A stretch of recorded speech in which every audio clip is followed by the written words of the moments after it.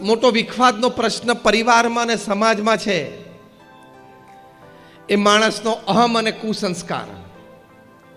દરેક માણસને નાનો મોટો અહમ હોય કે હું કંઈક કરું છું ને હું કંઈક કરી શકું છું. બહુ શાંતિથી બેસીને વિચારીએ તો આપણી બાજુમાં બેઠેલો દર ત્રીજો વ્યક્તિ આપણા કરતાં કંઈક નાની મોટી વિશેષતા ધરાવે છે. હા કે ના? અને જ્યારે રોજના 1.5 લાખ વ્યક્તિઓ પૃથ્વી ઉપરથી વિદાય લેતા હોય ત્યારે આપણે અહમની કિંમત શું? We are not even speck of the dust.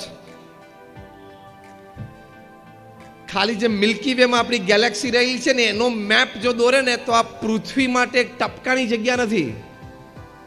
તો હવે એ પૃથ્વી માટે ટપકાની જગ્યા એ નકશામાં ના હોય તો ક્યાં એમાં ભારત રહ્યું, ક્યાં એમાં ગુજરાત, અને ક્યાં એમાં મોરબી, ને ક્યાં તારું એક સિરામિકનું કારખાનું રહ્યું? એમાં શું તું અહમ લઈને બેઠો છું?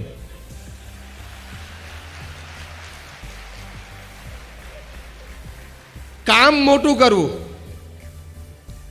પુરુષાર્થથી કામ જીવનમાં મોટું કરવું, પણ એનો અહમ આવવા દેવો નહીં, તો એ માણસને પાળે.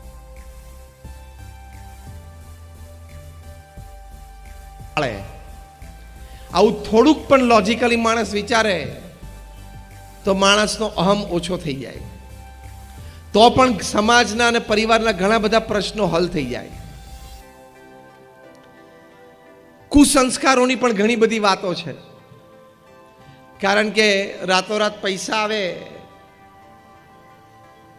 ઘણા બધા પૈસા ભેગા થાય એટલે કુસંસ્કાર તરફ તમને લઈ જાય.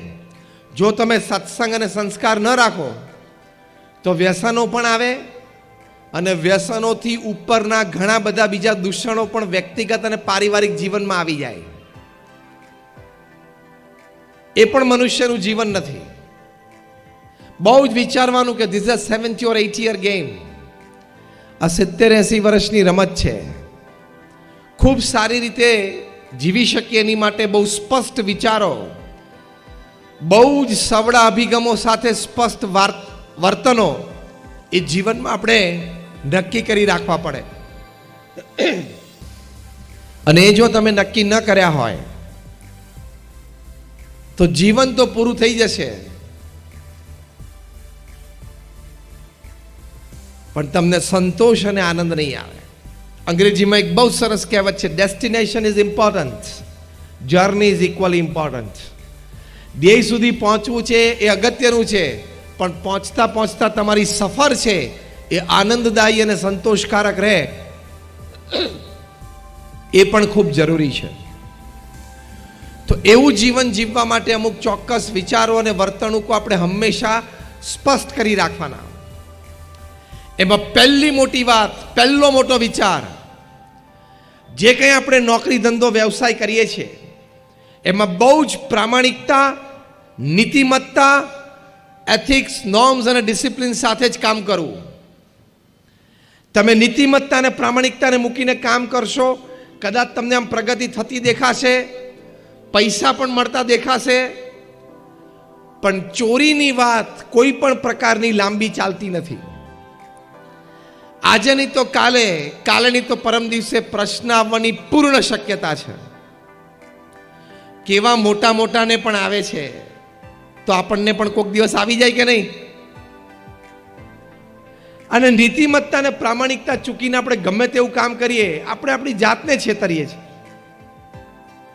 નીતિમત્તા અને પ્રામાણિકતા મૂકીને તમે કામ કરો તો તમને તમારા જીવનનું કોઈ ગૌરવ નહીં રહે.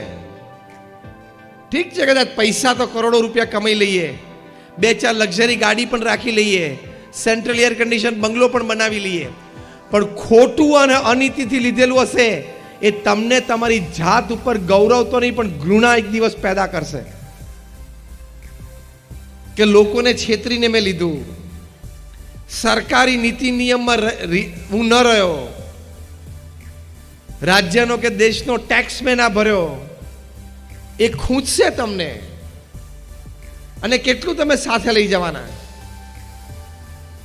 સમ્રાટ સિકંદર પણ જો ખાલી હાથે જતો હોય તો મોરબીમાંથી કોણ ભરેલા હાથે ઉપર જવાનું? આંગળી ઊંચી કરો.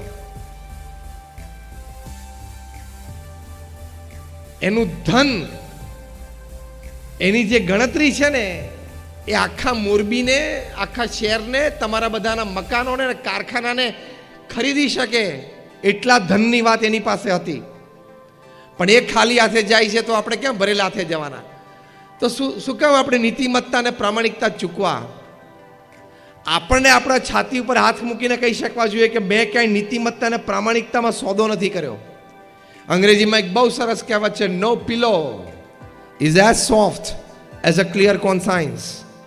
તમે રાત્રે બેડરૂમમાં સૂવા જાઓ અને તમારા પલંગ ઉપર પોચામાં પોચું ફર્સ્ટ ક્લાસ ઓસીકું સૂવા માટે જેમાં તમને ગાઢ નિંદ્રા આવે, એ શું છે? તમારું ક્લિયર કોન્સાયન્સ કે મેં આજે કોઈનું ખોટું નથી કર્યું, મેં કોઈ ચીટિંગ નથી કર્યું. એ બહુ જ મોટામાં મોટી વાત છે.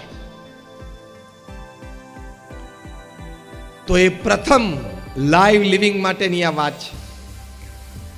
ખોટું કરશો તો આજે નહીં તો કાલે, ને કાલે નહીં તો પરમ દિવસે પ્રશ્ન આવશે જ. પ્રમુખ સ્વામી મહારાજ આ વાતને ખૂબ સુંદર દ્રષ્ટાંતથી પોતે સમજાવતા. એ પોતે કહેતા કે ગામડું ગામ હોય ને એમાં કૂવો હોય ને એમાં લોકો નાહવા માટે ડૂબકી મારે, નીચે જઈને સંડાસ કરી નાખે ને, પણ એ બહાર આવે ને પેલા એનું પોત ઉપર પ્રકાશી જાય કે આને અંદર જઈને શું કર્યું છે. આ બહુ ગામઠી દ્રષ્ટાંત છે પણ બહુ સચોટ સિદ્ધાંત છે. પ્રમુખ સ્વામી મહારાજ કહેતા કે તમે અંધારામાં પણ ક્યાંક ખોટું કર્યું હશે તો આજે નહીં તો કાલે, અને કાલે નહીં તો પરમ દિવસે બહાર આવશે જ.